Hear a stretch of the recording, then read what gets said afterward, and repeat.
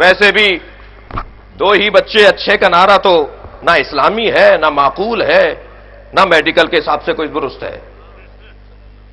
ایک پیغام دینا چاہ رہا ہوں، یہ نعرہ نہ اسلامی اعتبار سے ٹھیک ہے اور نہ ہی طبی اعتبار سے لازم و ملزوم ہے، اور نہ ہی عقل اور منطق اس کی اجازت دیتی ہے۔ بھائی اگر تربیت کر سکتے ہو تو 10 بچے ہوں، اور تربیت نہیں کر سکتے تو 1 بچہ بھی زیادہ ہے۔ توجہ ہے برات کی؟ میں کچھ کہنے جا رہا ہوں ایک تمیزی جملے کے بعد۔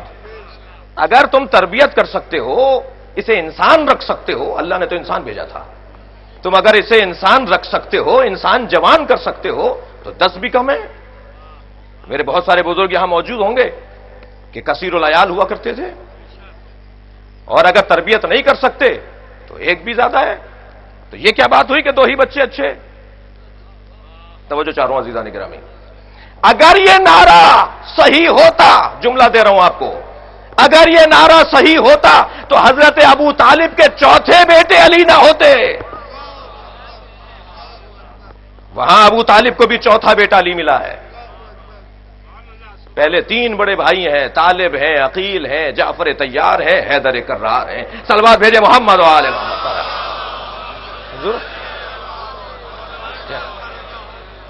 تو آنے والا زیادہ بافضیلت آ رہا ہے۔ اور ویسے بھی آج کے بزرگ کم سے کم مجھے اس بات کو تو کہنے دیں کہ آج کا بچہ کل کے بچے سے زیادہ سمجھدار ہے۔ تجربہ آپ کے پاس زیادہ ہوگا، معلومات اس کے پاس زیادہ ہے۔ جو آپ کل میٹرک میں پڑھتے تھے وہ آج تیسری میں پڑھ رہا ہے۔ وہ معلومات جو اسے میٹرک میں دی جاتی تھی آپ کو، اسے آج تیسری میں دی جا رہی ہے۔ معلومات اس کے پاس زیادہ ہے، ذہن اس کا زیادہ تیز چل رہا ہے۔ لہذا خبردار یہ نہ سوچا جائے کہ بعد میں آنے والا کیا کرے گا۔ اچھا پھر ایک انتہائی نامعقول نظریہ کہ کھائے گا کیسے، جس کی بنیاد پر یہ کہہ دیا جائے کہ صاحب کم رہیں بچے۔